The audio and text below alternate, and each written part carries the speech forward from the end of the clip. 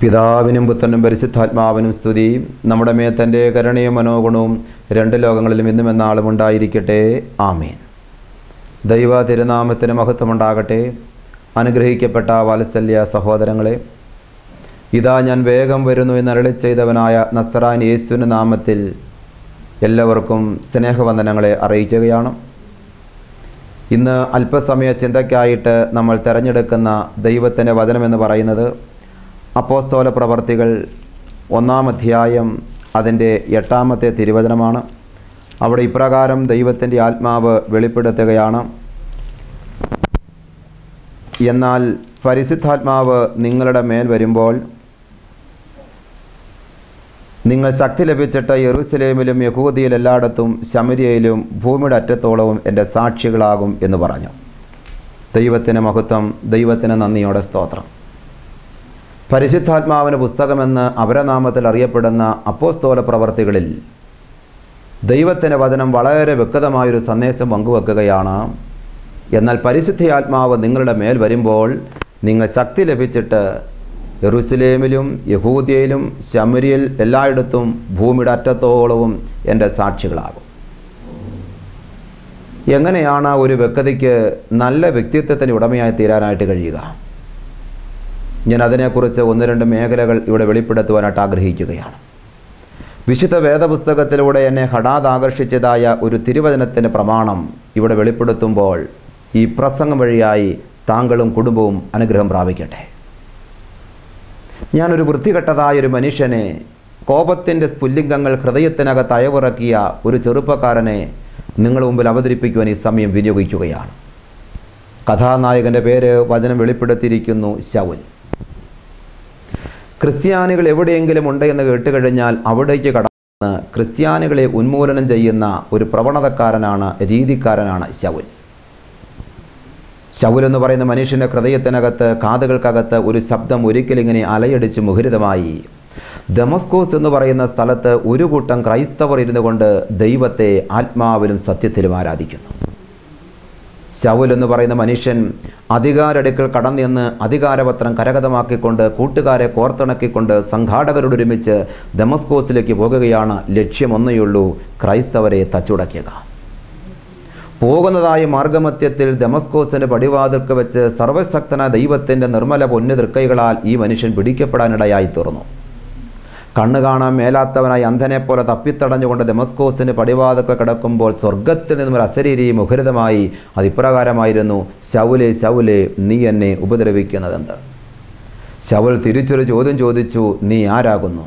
സ്വർഗം കൊടുത്ത് മറുപടി ശ്രദ്ധേയമാണ്: നീ ഉപദ്രവിക്കുന്ന നസറായനാകുന്ന യേശുവാകുന്നു ഞാൻ ചുരുക്കി വാക്കുകളോട് വെളിപ്പെടുത്തുവാൻ ആഗ്രഹിക്കുകയാണ്.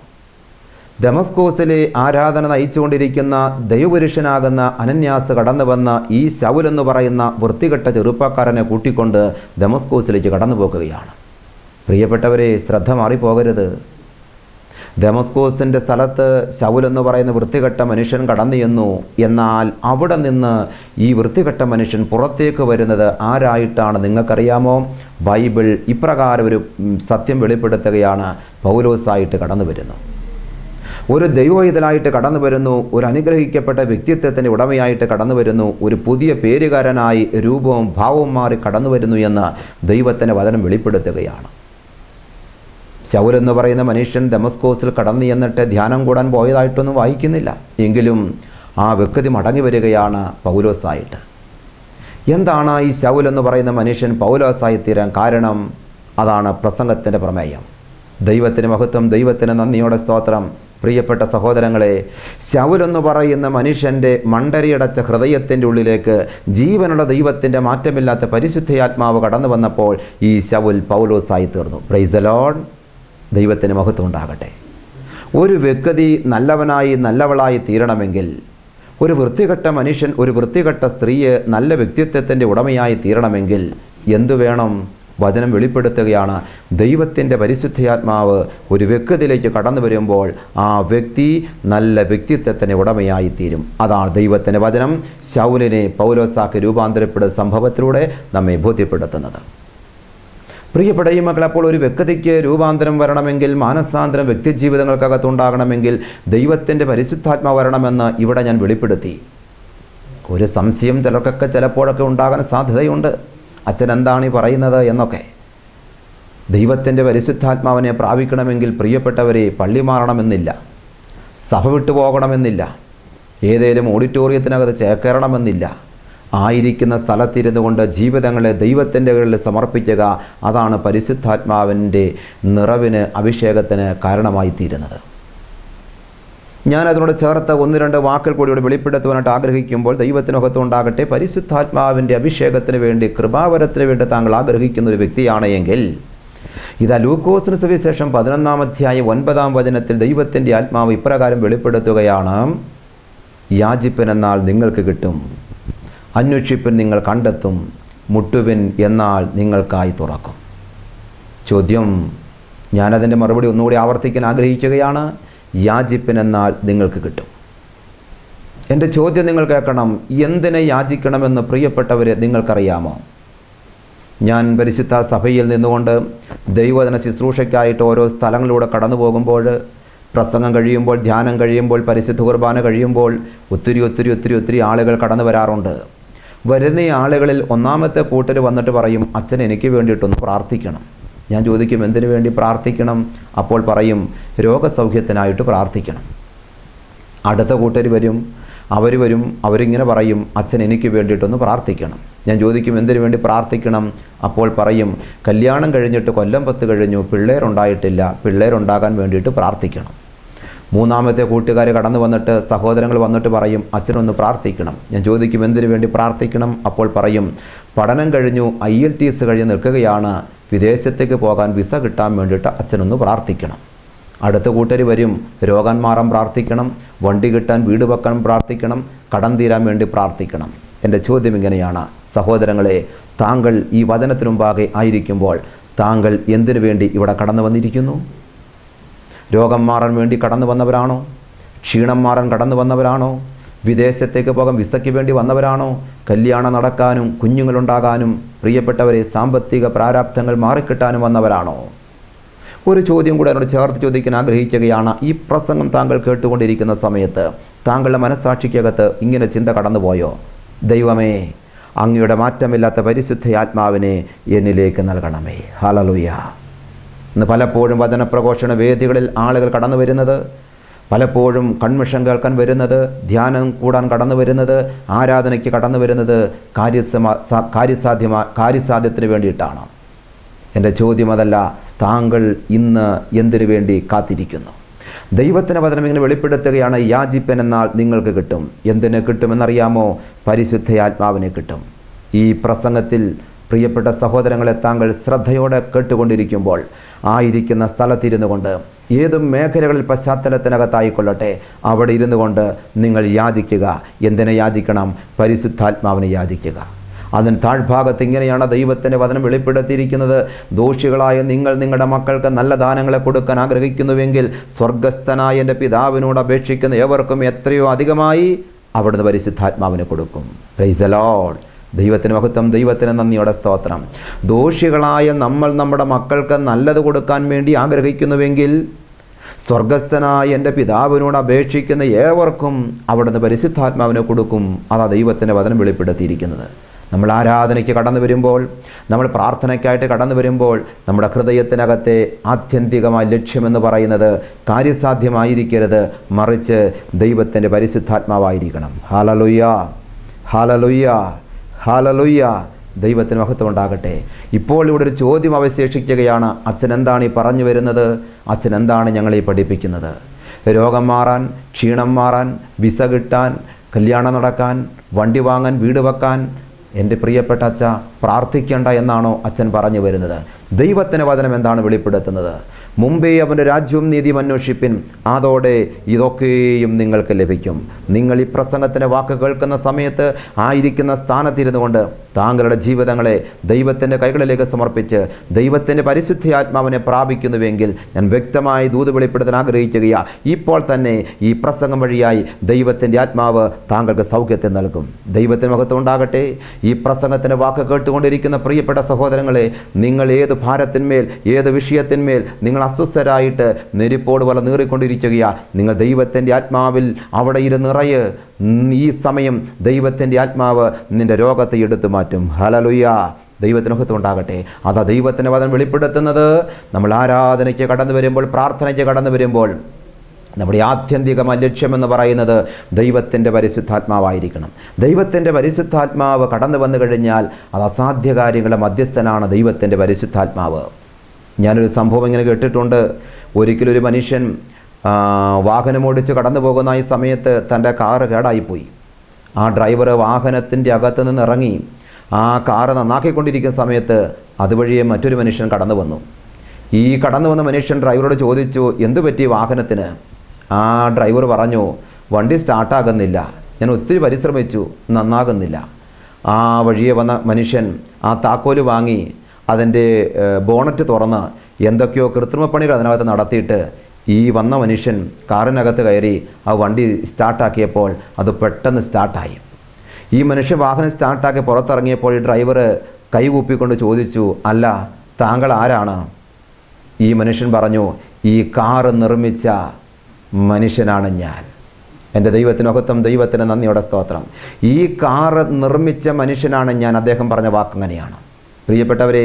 കാരണം ഈ കാറിനെ നിർമ്മിച്ച മനുഷ്യനറിയാം അതിൻ്റെ കേടുപാടുകൾ എവിടെയാണ്, ഏത് നന്നാക്കിയാൽ ഈ വാഹനം ഓടുമെന്ന് ഈ ഡ്രൈവറേക്കാൾ നന്നായി അത് ഉണ്ടാക്കിയ മനുഷ്യനറിയാം. ദൈവത്തിനൊക്കെ ഉണ്ടാകട്ടെ.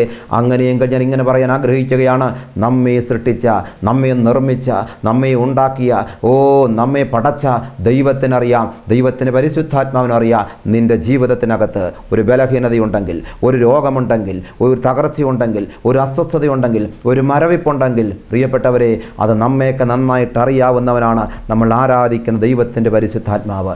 ഈ പരിശുദ്ധാത്മാവ് ഹൃദയത്തിനകത്തേക്ക്, ജീവിതത്തിനകത്ത് കടന്നു വന്നാൽ കേടുപാടുകളെ ജീവിതത്തെ ശക്തീകരിക്കുവാൻ, ജീവിതത്തെ ബലപ്പെടുത്തുവാൻ, ജീവിതത്തെ മനോഹരമാക്കി തീർക്കുവാൻ. പ്രിയപ്പെട്ട ഈ മക്കളെ, നമ്മുടെ ആവശ്യം നമ്മളെക്കാൾ നന്നായിട്ട് ഈ പരിശുദ്ധാത്മാവ് ദൈവത്തിനറിയാം. അതുകൊണ്ട് നമുക്ക് ജീവിതത്തിനകത്ത് ആവശ്യം നല്ല വ്യക്തിത്വത്തിന് ഉടമയായി ആഗ്രഹിക്കുന്നുവെങ്കിൽ ദൈവത്തിൻ്റെ പരിശുദ്ധാത്മാവിൽ നിറയുക എന്നുള്ളതാണ്. ദൈവത്തിനകത്തുണ്ടാകട്ടെ. പ്രിയപ്പെട്ട ദൈവമക്കളെ, വീണ്ടും ദൈവവചനങ്ങളിലേക്ക് നമ്മൾ കടക്കുമ്പോൾ ആധികാരികമായി ഈ പരിശുദ്ധാത്മാവിനെക്കുറിച്ച് പരിശുദ്ധമായ തിരുവചനം വെളിപ്പെടുത്തുകയാണ്. പത്രോസ് എന്ന് പറയുന്ന മനുഷ്യൻ ഒരിക്കൽ പ്രസംഗം നടത്തി. നമുക്കെല്ലാവർക്കും അറിയാം, പത്രോസിനെല്ലാം സ്പീഡിലാണല്ലോ കാര്യങ്ങൾ കൈകാര്യം ചെയ്യുന്നത്. പത്രോസിൻ്റെ ജീവിതം നാം പഠിക്കുമ്പോൾ പത്രോസ് ജീവിതത്തിനകത്ത് ഒന്ന് പറഞ്ഞ് രണ്ടാമത്തേന് യേശുവിനെ തള്ളിപ്പറയുന്നു. പത്രോസ് തൻ്റെ കൈവശം ഇരിക്കുന്നതായ ഓരോ മേഖലകളിലും ദൈവത്തിനെതിരായിട്ട് പ്രവർത്തിക്കുന്നൊക്കെയായി നമ്മൾ കാണുന്നുണ്ട്. പക്ഷേ അനുതപിക്കുന്ന ഹൃദയം പത്രോസിനുണ്ടായി എന്ന് ദൈവത്തിൻ്റെ വചനത്തിലൂടെ നമ്മൾ പഠിക്കുകയാണ്. പത്രോസ് നന്നായിട്ട് പ്രസംഗിക്കുമായിരുന്നു. പക്ഷേ മാനസാന്തരങ്ങൾ പലപ്പോഴും ആരുടെയും ജീവിതത്തിനകത്ത് സംഭവിച്ചില്ല.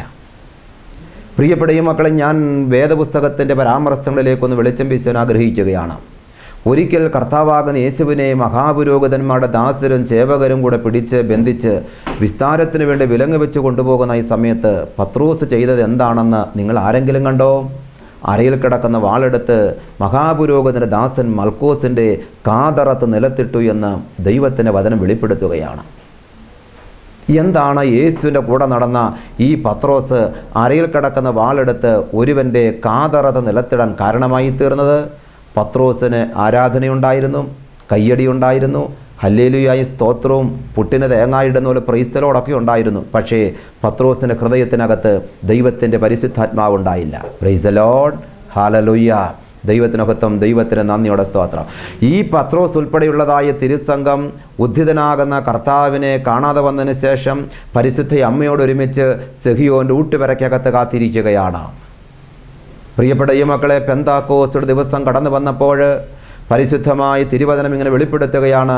അന്ന് പരിശുദ്ധ കുർബാന അവസാനത്തെ ഹൂത്തോമോ ചൊല്ലുന്നതായ ഗാനം ആലപിക്കുന്ന സമയത്ത് ദൈവാത്മാവ് ഇങ്ങനെ രേഖപ്പെടുത്തുകയാണ്, 7:30 നാഴിക പുലരുന്നേരം ദൈവത്തിൻ്റെ ആത്മാവ് കടന്നു വന്നു എന്ന്. സെഹിയോൻ്റെ ഊട്ടുപെരയ്ക്കകത്ത് പരിശുദ്ധ കന്യകമറിയം ഉൾപ്പെടെയുള്ളതായ തിരുസംഘം, പത്രോസ് ഉൾപ്പെടെയുള്ളതായ ആളുകൾ കാത്തിരിക്കുന്ന സമയത്ത് ദൈവത്തിൻ്റെ പരിശുദ്ധയാത്മാവ് അഗ്നിനാവിൻ്റെ സാദൃശ്യത്തിൽ ആ മാളികയിലേക്ക് കടന്നു വന്നു. പത്രോസ് എന്ന് പറയുന്ന ഈ മനുഷ്യനിലേക്ക് ദൈവത്തിൻ്റെ ആത്മാവ് കടന്നു വന്നപ്പോൾ പത്രോസ് ആ ശക്തിക്ക് വിധേയനായി തീർന്നു. പത്രോസ് മാറി നിന്നുകൊണ്ട് പ്രസംഗം നടത്താനിടയായി തീർന്നു. പ്രിയപ്പെട്ടവരെ, ഒറ്റ പ്രസംഗത്തിനകത്ത് 3000 പേര് മാനസാന്തരപ്പെട്ട് സഭ അംഗങ്ങളായി തീർന്നു എന്ന് ഈ പരിശുദ്ധമായ ബൈബിൾ പരിചയപ്പെടുത്തുകയാണ്. ഇതിനു മുമ്പ് പത്രോസ് പലയിടത്തും പല പ്രാവശ്യം പ്രസംഗം നടത്തിയിട്ടുണ്ട്. പക്ഷേ ആരെയും ആത്മാക്കളെ നേടാനായിട്ട് കഴിഞ്ഞില്ല. എന്തായിരുന്നു കാരണം? ആ പ്രസംഗത്തിനകത്ത് പരിശുദ്ധാത്മാവിന് ശക്തി ഉണ്ടായില്ല. എന്നാൽ സെഹിയോൻ മാളികയിലെ പരിശുദ്ധാത്മാവിൻ്റെ നിറവിന് ശേഷം പത്രോസ് അപ്പോസ്തലൻ എഴുന്നേറ്റ് പ്രസംഗിച്ചപ്പോൾ ഒന്ന് പ്രസംഗിച്ചതേയുള്ളൂ. ഒറ്റ പ്രസംഗത്തിനകത്ത് 3000 പേര് മാനസാന്തരപ്പെടാൻ ഇടയായി തീർന്നു. എന്താണ് ഈ പ്രസംഗത്തിൻ്റെ പ്രത്യേകത? ഈ പ്രസംഗത്തിനകത്ത് ദൈവത്തിൻ്റെ പരിശുദ്ധാത്മാവുണ്ടായിരുന്നു. Praise the Lord, hallelujah. ദൈവത്തിന് മഹത്വം, ദൈവത്തിന് നന്ദിയോടെ സ്തോത്രം. എൻ്റെ പ്രിയപ്പെട്ട ദൈവത്തിന് മക്കളെ, ആ പരിശുദ്ധാത്മാവിനെ പ്രാപിച്ചവരായിരുന്നു ആധുനിക വിശുദ്ധഗണമെന്ന് ദൈവവചനം വെളിപ്പെടുത്തുകയാണ്. പരിശുദ്ധ കന്യകമറിയത്തിൽ നിഴലിച്ച് നിന്നത് ഈ പരിശുദ്ധാത്മാവിൻ്റെ ശക്തിയാണ്. അപ്പോസ്തോലിക പിതാക്കന്മാരിൽ നിഴലിച്ച് നിന്നത് ഈ പരിശുദ്ധാത്മാവിൻ്റെ ശക്തിയാണ്. യേശു ക്രിസ്തുവിൽ അന്തർലീനമായൊരു ശക്തിയും ഈ പരിശുദ്ധാത്മാവിൻ്റെ ശക്തിയാണ്. കല്ലിനകത്ത് കൊത്തിയതായ കല്ലറയ്ക്കകത്ത് യേശു എന്ന് പറയുന്ന മനുഷ്യനെ അടക്കം ചെയ്തപ്പോൾ ഈ ലോകത്തിലെ സകല പ്രമാണിമാരും വിചാരിച്ചു യേശുവിൻ്റെ കഥ കഴിഞ്ഞു, അവൻ്റെ പരിപാടികൾ അവസാനിച്ചു എന്ന്. എന്നാൽ 3-ാം നാളിൽ ഹേ മരണമേ നിൻ്റെ വിജയം എവിടെ, ഹേ മരണമേ നിൻ്റെ വിഷമുള്ള എവിടെ എന്ന് ചോദിച്ചുകൊണ്ട് പാതാളത്തിന് മുമ്പിൽ ഇതാ യേശു കല്ലരുടെ കവാട ബന്ധിത മഹാശിലെ തട്ടിത്തകർത്തുകൊണ്ട് ഉയർത്തെഴുന്നേറ്റ് പറഞ്ഞിടയായി തീർന്നു. എന്താണ് യേശു ഉയർക്കാൻ കാരണം? യേശുവിൽ അന്തർലീനമായൊരു ശക്തി ദൈവത്തിൻ്റെ പരിശുദ്ധാത്മാവിൻ്റെ ശക്തിയായിരുന്നു. Price the Lord. ദൈവത്തിന് മഹത്വം, ദൈവത്തിന് നന്ദിയോടെ സ്തോത്രം. പ്രിയപ്പെട്ട ഈ മക്കളെ, സുന്ദരമെന്ന ദേവാലയ ഗോപുരത്തിൻ്റെ നടയിലിരുന്നു കൊണ്ട് ഭിക്ഷ നടത്തിക്കൊണ്ടിരുന്ന ഒരു മുടന്തനെ കണ്ടിട്ട് ദൈവത്തിന് മഹത്വം ഉണ്ടാകട്ടെ, അപ്പോസ്തോലിക പിതാക്കന്മാർ എങ്ങനെയാണ് വെളിപ്പെടുത്തിയത്? വെള്ളിയും പൊന്നും ഞങ്ങൾക്കില്ല, ഞങ്ങൾക്കുള്ളത് നിനക്ക് നരുതു, നസറായനാകുന്ന യേശുവിൻ്റെ നാമത്തിൽ എഴുന്നേറ്റ് നടക്കാം. മുടന്തനായ മനുഷ്യന് സുന്ദരമെന്ന് പറയുന്ന ദേവാലയ ഗോപുരത്തിങ്കൽ നടയിൽ വെച്ച് അപ്പോസ്തോലിക പിതാക്കന്മാരാകുന്ന പത്രോസ് യോഹന്നാനും സൗഖ്യത്തെ കൊടുത്തു. അല്പം കഴിഞ്ഞപ്പോൾ ഇതാ ഇവരെ പിടിച്ചുകെട്ടി വിസ്തരിക്കുന്ന സമയത്ത് ഇവരോടൊരു ചോദ്യം ചോദിച്ചു, ഏതധികാരത്തിൻ്റെ പുറത്താണ് ഈ അത്ഭുതം നിങ്ങൾ നടത്തിയത്? സംശയലേശമെന്ന അഭിമാനത്തോടെ നിന്നുകൊണ്ട് പത്രോസ് യോഹന്നാനും വെളിപ്പെടുത്തി, ഞങ്ങൾ ചെയ്തത് നസറായനായ യേശുവിൻ്റെ നാമത്തിൽ അത്രയും. അത് പറയാൻ തക്കവണ്ണം അവരെ പ്രേരിപ്പിച്ച വികാരം എന്ന് പറയുന്നത് അവർക്കതിന് കരുത്ത് കൊടുത്ത ശക്തി, അതാണ് ദൈവത്തിൻ്റെ പരിശുദ്ധാത്മാവിൻ്റെ ശക്തി. സ്നേഹിതരെ, ഈ പ്രസംഗത്തിൻ്റെ വാക്ക് താങ്കൾ കേട്ടുകൊണ്ടിരിക്കുമ്പോൾ താങ്കൾ ബലഹീനനായി തീരുകയാണോ? താങ്കൾ താങ്കളുടെ ജീവിതത്തിനകത്ത് പരാജിതനായി തീരുകയാണോ? താങ്കളുടെ പരാജയത്തിന് ജീവിതത്തിനകത്ത് ശക്തിയോടെ നിൽക്കുവാൻ താങ്കളെ പ്രേരിപ്പിക്കുന്ന വികാരം ഒന്നേയുള്ളൂ. അതാണ് ഞാൻ പ്രസംഗിക്കുന്ന ദൈവത്തിൻ്റെ പരിശുദ്ധാത്മാവിൻ്റെ ശക്തി. ഹല്ലേലൂയ.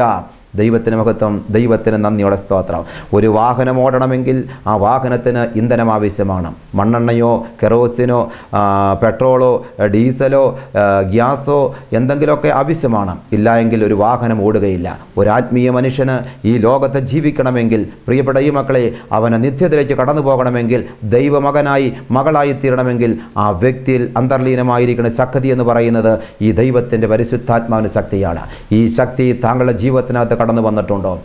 വന്നിട്ടില്ല എങ്കിൽ ബൈബിൾ രേഖപ്പെടുത്തുന്നു, യാചിപ്പനെന്നാൽ നിങ്ങൾക്ക് കിട്ടും. എന്തിനെ കിട്ടും?